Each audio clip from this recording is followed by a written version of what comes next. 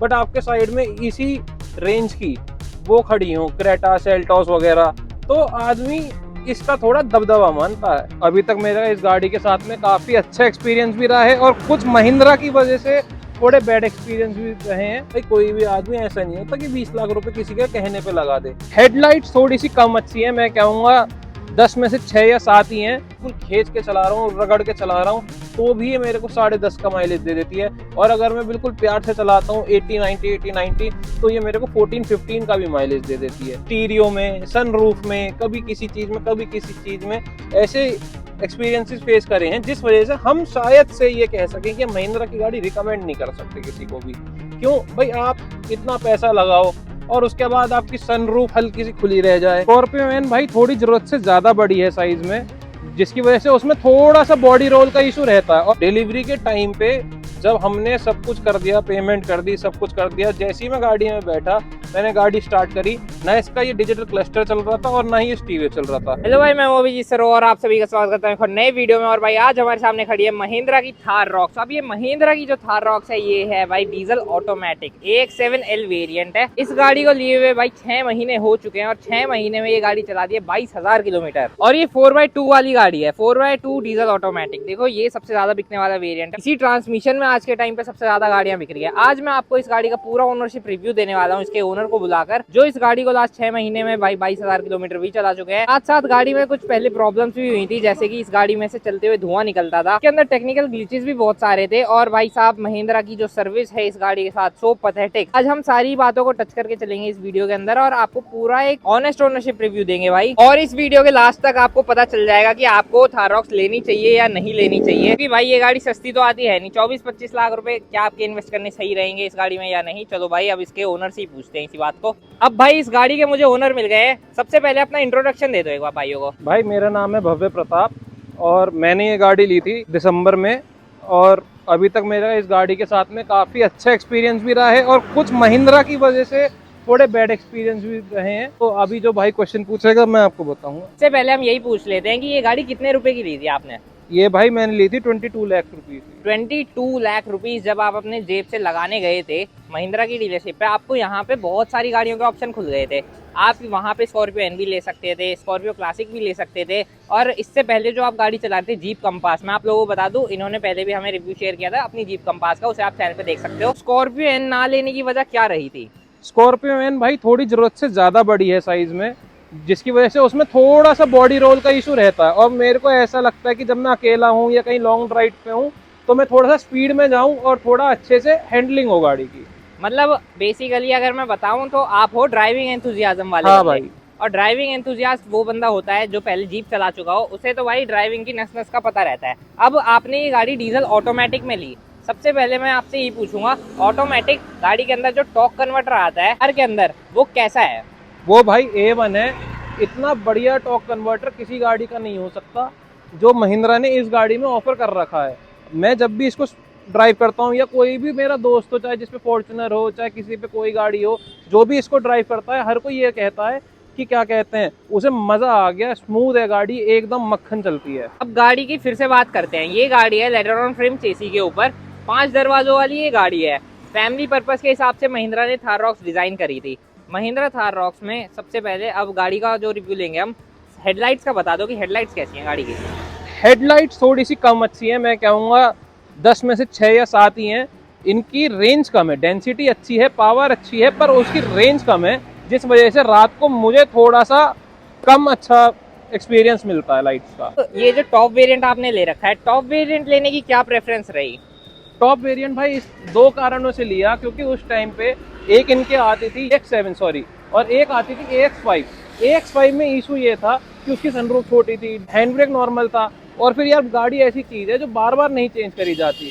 तो एक बारी भी मैंने ऐसी ही गाड़ी प्रेफर करी, जो मेरे घर में बच्चे हैं उन्हें बड़ी सनरूफ की गाड़ी पसंद है, और भी रीजंस थे, तो जिस वजह से मैंने यही मॉडल चूज करा लेना। अगर मेरे को उस टाइम किसी भी बता देता या फिर मेरे को पता होती कि 2 महीने रुक के मुझे 2 लाख रुपए कम में स्टार एडिशन मिल जाता, जिसमें ये सारे ही थे फीचर्स थे, और वो 2 लाख रुपए कम प्राइस में थी, क्योंकि उसमें एडास नहीं था, और एडास में इसका भी बंद रखता हूँ अभी। सबसे पहले आपने जैसे कि कहा बैड एक्सपीरियंसेस हैं आपकी गाड़ी के साथ, हाँ कुछ भाई। बैड एक्सपीरियंसेस शेयर कर दो एक बार भाई। भाई बैड एक्सपीरियंसेस मेन थे महिंद्रा की आफ्टर सेल्स की वजह से, कि जैसे कि इसमें थोड़ा सा मेरे को टेक्निकल इशू लगता है, टेक्निकल नहीं इलेक्ट्रॉनिकल इशू है महिंद्रा की, हर गाड़ी में है। मेरे जिस भी फ्रेंड के पास या किसी फैमिली में भी क्या कहते हैं महिंद्रा की गाड़ी है, हर किसी ने स्टीरियो में, सनरूफ में, कभी किसी चीज में, कभी किसी चीज में ऐसे एक्सपीरियंसेस फेस करे हैं, जिस वजह से हम शायद से ये कह सकें कि महिंद्रा की गाड़ी रिकमेंड नहीं कर सकते किसी को भी।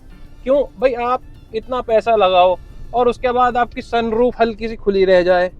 हाँ, अब भाई वो तो लक की बात है कि बारिश नहीं हो रही, बट स्टिल यार अच्छा नहीं लगता। आप किसी के साथ बैठे हो, जैसे आप इंप्रेस करना चाह रहे हो, और आपकी गाड़ी का स्टीरियो हैंग हो जाए तो भाई मजा नहीं आता उस चीज में दोस्त।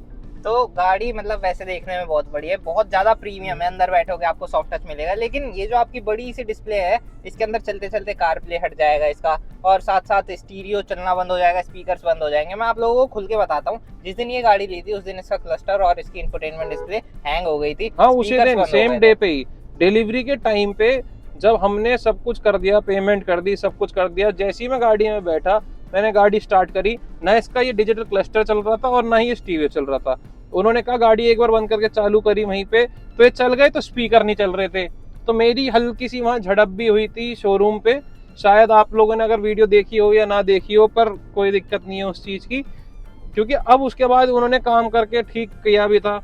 कभी कभी क्या होता है, सनरूफ अटक जाती है, कभी स्टीरियो से कार प्ले बंद हो जाता है। तो मतलब इस तरह के टेक्निकल फॉल्ट्स या इलेक्ट्रॉनिकल फॉल्ट्स हम जिन्हें कह सकते हैं, वो महिंद्रा की हर गाड़ी में मिलते हैं, जो कि चाहे XUV 700 हो, इनकी BE6 हो, रॉक्स हो, स्कॉर्पियो है ना, कोई भी हो। जैसे कि ये टेक्निकल ग्लिचेस वगैरह है, ये सब तो महिंद्रा में कॉमन है, आपको पता चल गया होगा लास्ट 6 महीने में। हाँ भाई, मैं एक चीज और बता देता हूँ, इस थार से पहले भी भैया के पास थार थी, और वो भी CRT वाली ओरिजिनल थार थी, जो लोहे वाली थार होती थी। उसके बाद जब इसमें बैठते हैं, ये बहुत ज्यादा प्रीमियम है। वो रॉ एंड रफ चीज थी, वो 4x4 में ले रखी थी। 4x4 का कभी यूज किया? बहुत कम यूज करते थे, और मतलब प्रैक्टिकल यूज तो कभी नहीं किया, सच बताऊं। बस कभी कभी चला लेते थे मजे के लिए, टेस्टिंग के लिए और इधर उधर कुदाने के लिए। बट प्रैक्टिकली मेरे हिसाब से ज्यादातर हर किसी के लिए ही 4x4 यूजफुल नहीं है। ये एक वजह थी कि इस गाड़ी को 4x2 में लिया गया है। अब गाड़ी के बारे में कुछ पॉजिटिव्स भी बता दो भाइयों को। भाई गाड़ी का जो ड्राइविंग एक्सपीरियंस है वो A1 है, A1 है। मैंने जिसको भी आज तक ये गाड़ी चलवाई है, हर कोई इस गाड़ी का फैन हो गया है। इनफैक्ट मेरे जानने वालों में 3 लोगों ने बाकायदा व्हाइट कलर में ही थार रॉक्स खरीदी है मेरी गाड़ी को चलाने के बाद। तो इसका एक्सपीरियंस आप समझ सकते हो भाई। कोई भी आदमी ऐसा नहीं होता कि 20 लाख रुपए किसी के कहने पे लगा दे। भाई उन्हें भी दम दिखा, ड्राइविंग एक्सपीरियंस दिखा, इसी वजह से उन्होंने ली है। बट हल्का सा इशू मेन जो है वो इलेक्ट्रॉनिक्स का ही आ जाता है महिंद्रा के साथ। कि तो मैं आपको थोड़े से पॉजिटिव्स अगर गिनवाऊं, जैसे कि मैं भी लास्ट 6 महीने में इस गाड़ी में बहुत ज़्यादा घूमा हूं, तो भाई ये गाड़ी सबसे ही अलग रोड प्रेजेंस लेके आती है। अगर आपको कहीं जाना हो तो हॉर्न देने की जरूरत नहीं पड़ती होगी, सिर्फ हाई बीम पे ही काम चल जाता होगा। हाँ, मतलब यार पास 2 लोग हट जाते हैं, आप कहीं भी जाओ लोगों से अटेंशन मिलती है। जो थार का बेसिक लुक्स का गेम है वो यही है। फिर दूसरा, आप कहीं भी जाते हो, सब करते हो। अब मानिए आपके साथ में, मैं किसी गाड़ी को क्रिटिसाइज नहीं कर रहा, बट आपके साइड में इसी रेंज की वो खड़ी हो, क्रेटा, सेल्टॉस वगैरह, तो आदमी इसका थोड़ा दबदबा मानता है।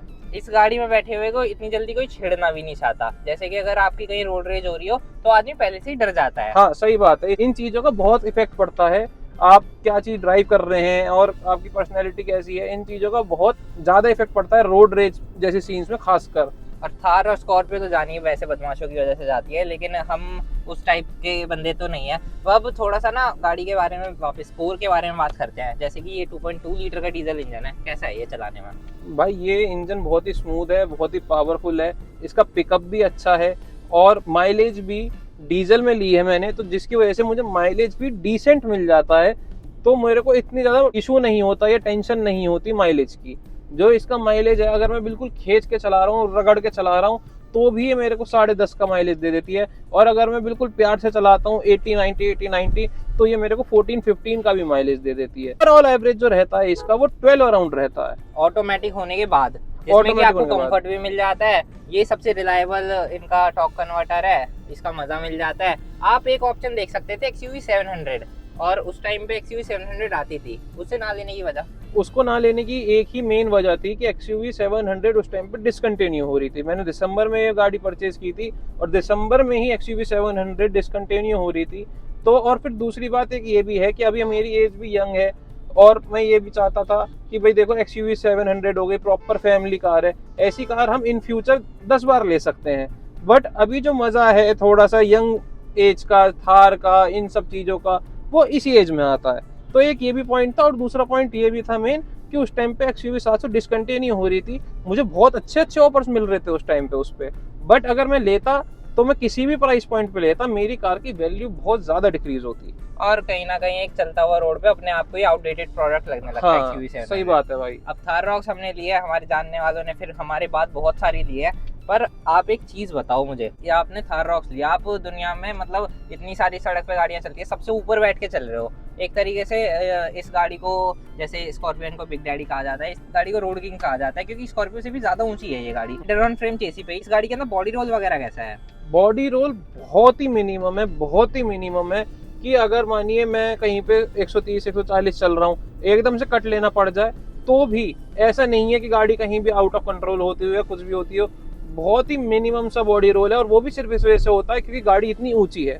बाकी उसका कोई इशू नहीं है, भगवान की दुआ से कभी ऐसा नहीं हुआ कि गाड़ी ने कहीं स्लिप करा हो या कुछ भी इशू दिया हो, क्योंकि मैं बहुत बार तेज भी चलाता हूँ। मैं इसे 170 तक तो आराम से ले जाता हूँ, और 170 के बाद भी ये गाड़ी हार नहीं मानती, धीरे धीरे अपनी स्पीड और बढ़ाती रहती है। मुझे ही ब्रेक लेने पड़ जाते हैं क्योंकि कोई ना कोई हमारे देश का विद्वान आगे आ जाता है, तो इस वजह से मुझे ही ब्रेकिंग करनी पड़ जाती है। जैसे कि मैं देख भी रहा हूँ, मोस्टली आपने इस गाड़ी को अभी पूरा जैसे 22,000 किलोमीटर चला दिया है, तो मोस्टली आपने आगे इसी सीट पे बैठ के चलाया होगा गाड़ी को। हाँ, इसकी ये जो आगे वाली सीट है ये काफी छोटी है, अंडर थाई सपोर्ट हाँ, कम है। ये चीज है, इसमें आगे वाली सीट्स इतनी कंफर्टेबल नहीं है जितनी पीछे वाली सीट्स कंफर्टेबल है। तो एक ये हल्का सा ड्रॉबैक है, बट मुझे ऐसा इशू नहीं आता क्योंकि मेरा फोकस ड्राइविंग पे होता है, और उसके हिसाब से यहाँ पे जब मैं ऐसे चलाता हूँ तो पोस्चर वगैरह सब सही रहता है, तो ऐसा कोई इशू मुझे फेस नहीं होता। और पैरों में कोई थकान वगैरह? नहीं, थकान इसलिए नहीं होती क्योंकि एक तो डेड पैडल है, और डेड पैडल पे एक पैर तो आराम से सो रहा होता है ऑटोमेटिक पे, और जो दूसरा वाला है उसमें भी ना तो ब्रेक्स इतने टाइट है, ना रेस वगैरह कुछ ज्यादा टाइट है कि मुझे ज्यादा पावर यूज करनी पड़े या कुछ यूज करना पड़े। गाड़ी स्मूथली फंक्शन होती है। पीछे वाली सीट का आपने जिक्र किया कि पीछे वाली सीट्स बहुत अच्छी हैं, जैसे हाँ। कि मैंने भी एक्सपीरियंस करी है, पीछे वाली सीट सच में ही बहुत ज्यादा तगड़ी है। आगे वाली सीट्स के कंपैरिजन में पीछे वाली रिक्लाइन भी हो जाती है, पीछे अच्छे खासे फीचर्स भी आते हैं, एसी वगैरह आता है, अपना चार्जिंग पॉइंट्स वगैरह आते हैं, तो फैमिली तो पूरे तरीके से खुश हो जाती होगी। हाँ, फैमिली के साथ मैं बैठ के जाता हूँ तो फैमिली को भी अच्छा लगता है, उन्हें भी एक कंफर्टेबल और सेफ गाड़ी में बैठने का महसूस होता है। तो फैमिली कार है, इसी वजह से रॉक्स ली थी। तो अब ये बताओ मुझे, जैसे टॉप वेरिएंट लिया, टॉप वेरिएंट में कंपनी अपना दी बेस्ट देती है। हाँ भाई। इसमें हर्मन कार्डन के स्पीकर्स आते हैं, तगड़े स्पीकर्स हैं जैसे हम सुनते हैं, आपको कैसे लगते हैं? भाई बहुत ही नेचुरल और अच्छे स्पीकर्स हैं, कहीं भी आवाज फटती नहीं है। किसी किसी को हल्की सी साउंड कम लगती है, किसी किसी को क्या, कभी कभी तो मुझे भी लगती है, पर वो इसीलिए है ताकि आवाज फटे ना। अगर कंपनी इसको और ज्यादा बढ़ाती तो वो आवाज फटती, क्वालिटी डाउन होती। क्वालिटी में कहीं भी कॉम्प्रोमाइज नहीं किया है, ना हर्मन कार्डन ने ना महिंद्रा ने। साउंड क्वालिटी बहुत ही अच्छी है। रोड किंग की बात ऐसे कर रहे थे भाई हम, देखो आप जैसे कि आप रोड पे किसी की भी गाड़ी के साइड में लगा दो भाई, सबकी गाड़ियों की छत दिखती है आपको, इवन क्रेटा की भी छत दिख रही होगी। साइज में तो महिंद्रा ने खेला है। हाँ भाई, मतलब 25 लाख रुपए में ऐसी कोई गाड़ी नहीं है जो आपको ऐसी रोड प्रेजेंस, ऐसी सिटिंग, ये सब दे दे। ओवरऑल आप गाड़ी से फुल्ली सेटिस्फाई होंगे। हाँ, मैं इस गाड़ी को अगर अपने ऑनेस्ट पॉइंट से, जो मैंने 22,000 किलोमीटर चलाए हैं, उस पॉइंट से जो मैं रिव्यू देना चाहूंगा वो होगा 8.5 आउट ऑफ 10। जो 1.5 है वो सिर्फ और सिर्फ महिंद्रा की आफ्टर सेल्स की वजह से और इलेक्ट्रॉनिक ग्लिचेस की वजह से कटे हैं, और कहीं कुछ दिक्कत नहीं है गाड़ी में। गाड़ी की बात हटाते हैं, थोड़ा महिंद्रा पे बात लाते हैं। जैसे कि आपने इस गाड़ी को 22,000 किलोमीटर चलाया, सर्विस करवाई होगी गाड़ी की। हाँ, सर्विस का एक्सपीरियंस कैसा रहता है महिंद्रा के साथ? बहुत बेकार, क्योंकि सर्विस पे यार उन्हें टाइम ही नहीं है, उन पे कस्टमर इतने ज्यादा हैं, स्टाफ बहुत कम है। मुझे आज भी गाड़ी की सर्विस करवानी थी, सुबह मैंने कम से कम 4 शोरूमों पे बात करी है कि, तो वो मुझे अपॉइंटमेंट लेने को कह रहे हैं। अरे यार तुम डॉक्टर हो, गाड़ी का काम कर रहे हो, जो डॉक्टर की अपॉइंटमेंट तो लेना दोस्तों सुना था। अब इनकी शोरूम पे भी अपॉइंटमेंट लो, चलो ले भी लो, पर फिर सेम डे काम कर दो। अब उस दिन काम भी नहीं हो रहा, अब मुझे कल जाना पड़ेगा, कल को अपनी गाड़ी छोड़ के आनी पड़ेगी, उसके बाद इसमें काम होगा। तो इस चीज से भी डिसअपॉइंटमेंट होती है। चलो, और फिर दूसरी बात, प्रॉपर काम करके नहीं देते, कभी क्लीनिंग नहीं करेंगे, जो हम छोटे छोटे इश्यूज नोटिस में डालते हैं उन्हें क्लियर नहीं करते हैं। तो इन चीजों की वजह से जो 1.5 नंबर कटा है, काटा गया है। वो काटा गया है महिंद्रा की आफ्टर सेल्स ने। अब एक चीज़ और पूछ लेते हैं, वीडियो को फिर एंड कर देंगे। कॉस्टिंग क्या आ जाती है जब सर्विस पे जाते हैं? कॉस्टिंग हल्की सी अगर हम सुजुकी और इन सब से कंपेयर करें, टोयोटा से, तो एक्सपेंसिव है। बट क्या कहते हैं, अगर हम और गाड़ियों से, जर्मन गाड़ियों से कंपेयर करेंगे तो उनसे सस्ती है। तो एवरेज है भाई, जब 20 लाख रुपए की गाड़ी लोगे तो 10-20 हजार रुपए खर्चा भी आएगा दोस्त। हाँ, मैं आपको मोटा मोटा बता देता हूँ, 10,000 किलोमीटर पे 10,000 रुपये लगे थे। 20,000 किलोमीटर की जो सर्विस है उसकी वीडियो आप लोगों को मिल जाएगी यूट्यूब पर ही, मेरे चैनल पर ही, तो आप उसे देख सकते हो। उसमें कितनी कॉस्टिंग वगैरह आती है गाड़ी की सर्विसिंग कराने में। बाकी आप, अगर मैं आज आपके साइड में बैठा हुआ हूँ, मैं आपके सामने 25 लाख रुपए लेके दोबारा बैठ जाऊँ, मुझे रिकमेंड करोगे थार रॉक्स ले आऊँ या फिर कुछ और करोगे रिकमेंड? भाई बात यही है कि मैं महिंद्रा रिकमेंड नहीं करना चाहता इसके इलेक्ट्रॉनिक ग्लिचेस की वजह से, कि कल को तुम भी बोलो कि यार कहाँ फंसा दिया, इसके अंदर ग्लिचेस हैं। बट अगर मानो तुम वो ग्लिचेस से ओके हो तो तुम इस गाड़ी को जरूर परचेज कर सकते हो, क्योंकि तुम्हारे को ऐसा ड्राइविंग एक्सपीरियंस 25 लाख रुपए में नहीं मिल सकता। मैं एक चीज मानता हूँ, इसके ऊपर जो आती हैं सिर्फ 2 गाड़ी हैं जो आपको बढ़िया ड्राइविंग एक्सपीरियंस देती हैं। एक है आपकी 7XO, बट 7XO क्या है, 7XO में आपको वो टोरा नहीं मिलेगा, वो स्टेटस सिंबल सा नहीं मिलेगा जो इसके साथ मिलता है।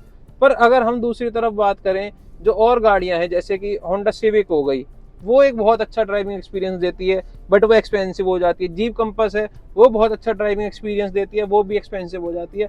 तो इस रेंज में अगर और कोई गाड़ी नहीं है तो बस एक 7XO ही है, बट उसमें भी वही है, महिंद्रा टैग ग्लिचेस। सो अगर आप महिंद्रा टैग के ग्लिचेस से हिल सकते हो जैसे मैं हिल रहा हूँ, तो आप जरूर लीजिए। कि जो इसका ड्राइविंग एक्सपीरियंस है, जो इसकी स्मूथनेस है, जो इसका मजा है ना दोस्त, वो मजा और किसी गाड़ी में नहीं आ सकता। कि अगर आप लोगों को ये वीडियो थोड़ा सा भी अच्छा लगा हो, थोड़ा सा भी इन्फॉर्मेटिव लगा हो, तो यहाँ पे आपको 1-2 वीडियोस और सजेस्ट हो जाएंगे, आप उन्हें भी देख सकते हो। वीडियो देखने के लिए धन्यवाद, थैंक यू सो मच भाइयों।